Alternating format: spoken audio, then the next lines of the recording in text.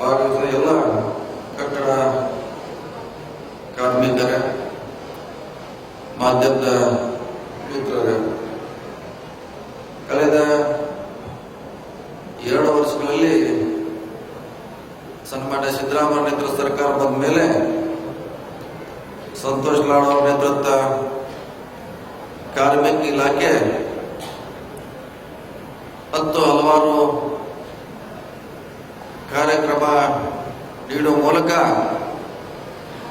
ರಾಜ್ಯದಲ್ಲಿ ಹೊಸ ಒಂದು ಕಾರ್ಮಿಕ ಇಲಾಖೆಯಲ್ಲಿ ಒಂದು ಕ್ರಾಂತಿಯನ್ನು ಮಾಡಿದೆ ಅಂತ ಹೇಳಿಕೆ ತಪ್ಪಾಗಲಾರ.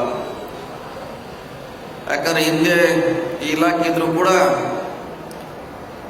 ಅಷ್ಟು ಜನರನ್ನ ಮುಟ್ಟುವಂತ ಪ್ರಯತ್ನ ಮಾಡಿರಲಿಲ್ಲ. ಅವ್ರು ಬಂದ ಮೇಲೆ ಹಲವಾರು ಹೊಸ ಯೋಜನೆಗಳು, ಹೊಸ ಕಾರ್ಮಿಕರಿಗೆ ಸಹಾಯ ಸವಲತ್ತುಗಳು ಮತ್ತು ಇದನ್ನ ಇಲಾಖೆಯನ್ನ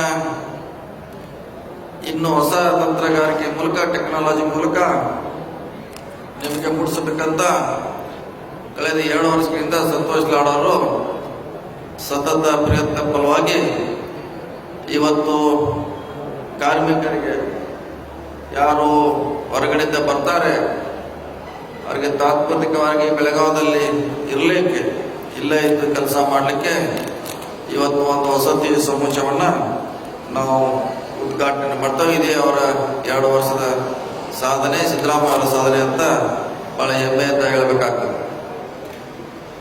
ಮುಂಚೆ ಕೂಡ ಇಲಾಖೆಯಲ್ಲಿ ಸಾಕಷ್ಟು ದುಡ್ಡಿದ್ರು ಕೂಡ ಅದು ನಿಮ್ಗೆಲ್ಲ ಮುಟ್ಟಿಸಬೇಕು, ಅದ್ರ ಲಾಭ ನಿಮಗೆ ಆಗ್ಬೇಕಂತ ಯಾರು ಕೂಡ ಇಷ್ಟು ಸುದೀರ್ಘ ಚಿಂತನೆ ಮಾಡಿರಲಿಲ್ಲ.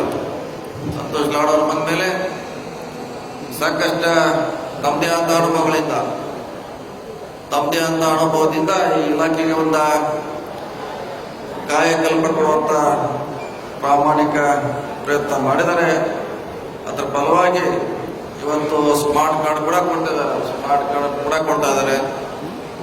ಅದರಲ್ಲಿ ಕೆಲವು ವರ್ಗಗಳು, ಜಾತಿಗಳು ಕೂಡ ಬಿಟ್ಟು ಹೋಗಿದ್ದೀವಿ, ಅವನು ಕೂಡ ಶಿಕ್ಷಿದ್ದಾರೆ. ಬಹುಶಃ ಅವರ ಸವಿಸ್ತರವಾಗಿ ಹೇಳಿದ್ದಾರೆ ಯಾರ್ಯಾರು ಇದರಲ್ಲಿ ಬರ್ತಾ ಇದ್ದಾರೆ, ಯಾವ ವರ್ಗದವರು ಇದಕ್ಕೆ ಲಾಭ ಪಡಲಿಕ್ಕೆ ಬರ್ತಿದ್ದಾರೆ ಅನ್ನೋ ಮಾತನ್ನ ಹೇಳಿದ್ದಾರೆ.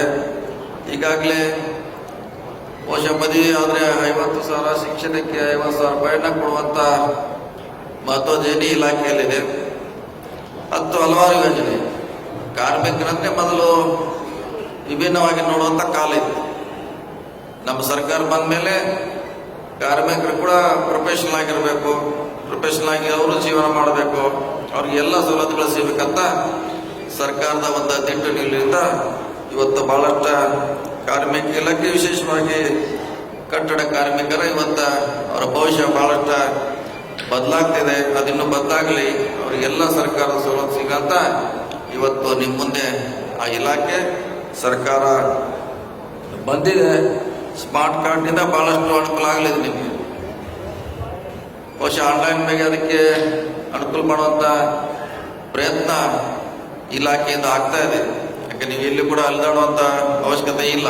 ಆನ್ಲೈನ್ ಮೇಲೆ ನಿಮ್ಮ ಸಮಸ್ಯೆಗಳನ್ನ, ಪರಿಹಾರಗಳನ್ನ, ಸವಲತ್ತುಗಳನ್ನು ಪಡೀಲಿಕ್ಕೆ ಬಹಳಷ್ಟು ಅನುಕೂಲ ರೀತಿಯಲ್ಲಿ ಇಲಾಖೆ ಸಚಿವರು ಬಹಳಷ್ಟು ಮುತುವರ್ಜಿ ವಹಿಸಿ ಕೆಲಸ ಮಾಡ್ತಿದ್ದಾರೆ.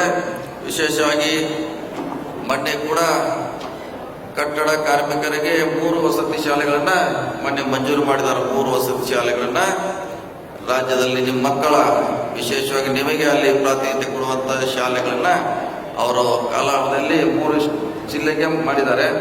ನಾವು ಮೊನ್ನೆ ಅವ್ರಿಗೆ ಹೇಳಿದ್ವಿ, ಪ್ರತಿ ಜಿಲ್ಲೆಯಲ್ಲಿ, ಅದು ಬೆಳಗಾವಿ ಅತಿ ದೊಡ್ಡ ಜಿಲ್ಲೆ, ಬೆಳಗಾವಿಯಲ್ಲಿ ಕೂಡ ಅಂತ ಶಾಲೆ ಆದರೆ ಅವ್ರ ಮಕ್ಕಳು ಕೂಡ ಒಳ್ಳೆಯ ಶಿಕ್ಷಣ ಪಡೀಲಿಕ್ಕೆ ಅನುಕೂಲ ಆಗ್ತದೆ.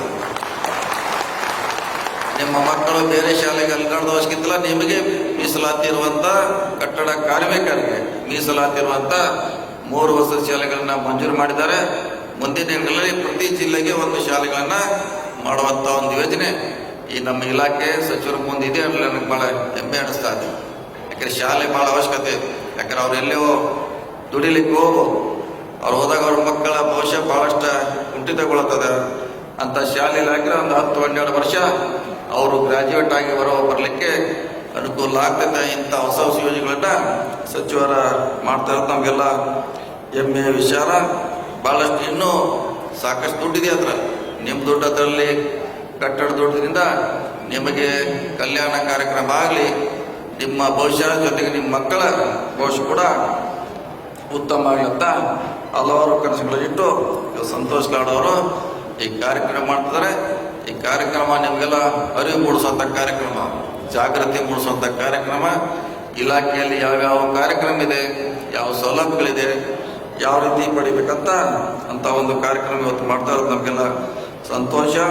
ಈ ಇಲಾಖೆಯಿಂದ ಇನ್ನೂ 16 ಕಾರ್ಯಕ್ರಮಗಳು, ವಿಶೇಷವಾಗಿ ಆಸ್ಪತ್ರೆಗಳು ಕೂಡ ನಿರ್ಮಾಣ ಮಾಡಿ ತಪ್ಪಾಗಲಿಕ್ಕೆಲ್ಲ. ವಿಶೇಷವಾಗಿ ಕಾರ್ಮಿಕರಿಗೆ ಅಥವಾ ಕಟ್ಟಡ ಕಾರ್ಮಿಕರಿಗೆ ಆಸ್ಪತ್ರೆಗಳನ್ನು ಕೂಡ ನಿರ್ಮಾಣ ಮಾಡಿದ್ರೆ ತಪ್ಪಾಗಲಿಕ್ಕೆ ಅನ್ನೋ ಮಾತನ್ನ ಈ ಸಂದರ್ಭದಲ್ಲಿ ಸಚಿವರಿಗೆ ಗಮನಕ್ಕೆ ತರ್ತಾ ಎಷ್ಟು ಸಾಧ್ಯ ಇದೆ ಅವರಿಗೆ ಸೌಲಭ್ಯ ಕೊಡಲಿಕ್ಕೆ ಶೈಕ್ಷಣಿಕವಾಗಿ, ವೈದ್ಯಕೀಯವಾಗಿ ಅವೆಲ್ಲ ಸವಲತ್ತುಗಳನ್ನು ಇನ್ನು ಬರುವಂಥ 3 ವರ್ಷಗಳಲ್ಲಿ ಅವ್ರಿಗೆ ಸಿಗಲಿ, ಅವರ ಬದುಕು ಕಲ್ಯಾಣ ಆಗಲಿ ಅಂತ ಸಂದರ್ಭದಲ್ಲಿ ಹಾರೈಸಿ ಇವತ್ತು ವಿಶೇಷವಾಗಿ ಈ ಕಟ್ಟಡ ಹೊರ ಕಾರ್ಮಿಕರಿಗೆ ಇರಲಿಕ್ಕೆ ತಂಗುದಾನ ಮಾಡುವಂಥ ಪ್ರಯತ್ನ ಅವರ ಕಾಲಾವಧಿಯಲ್ಲಿ ಆಗಿದೆ.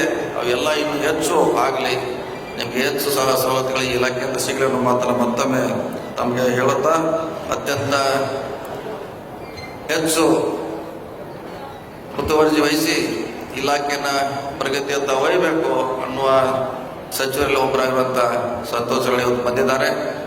ಅವರಿಂದ ಇನ್ನೂ ಹಲವಾರು ಹೊಸ ಯೋಜನೆ ಇರಬಹುದು. ಈಗ ಮಾಡಿರುವಂಥ ಕಾರ್ಯಕ್ರಮವನ್ನು ಇನ್ನೂ ಘೋಷಣೆ ಮಾಡ್ತಾರೆ ಅಂತ ಆಶೆ ಮಾಡಿ ಓದಿದ್ದೇನೆ. ಈ ಕಾರ್ಯಕ್ರಮ ಕೂಡ ನನಗೂ ಭಾಗವಹಿಸಲಿಕ್ಕೆ ಅನುವು ಮಾಡಿಕೊಡ್ತಾ ಎಲ್ಲ ಕಾರ್ಮಿಕ ಬಂಧುಗಳಿಗೆ, ವೇದಿಕೆ ಮೇಲೆ ಎಲ್ಲ ಗಣ್ಯರಿಗೆ ವಂದಿಸಿ ನನ್ನ ಮಾತು ಮುಗಿಸಿ ನಮಸ್ಕಾರ. ಇದು ಈ ಕ್ಷಣದ ಸುದ್ದಿ. ಹೆಚ್ಚಿನ ಸುದ್ದಿಗಳಿಗಾಗಿ ಸುವರ್ಣ ಜನನಿ ನ್ಯೂಸ್ ಚಾನೆಲ್ ಅನ್ನ ಲೈಕ್ ಮಾಡಿ, ಶೇರ್ ಮಾಡಿ, ಸಬ್ಸ್ಕ್ರೈಬ್ ಮಾಡಿ ಹಾಗೂ ಕಮೆಂಟ್ ಮಾಡುವುದನ್ನ ಮರಿಬೇಡಿ.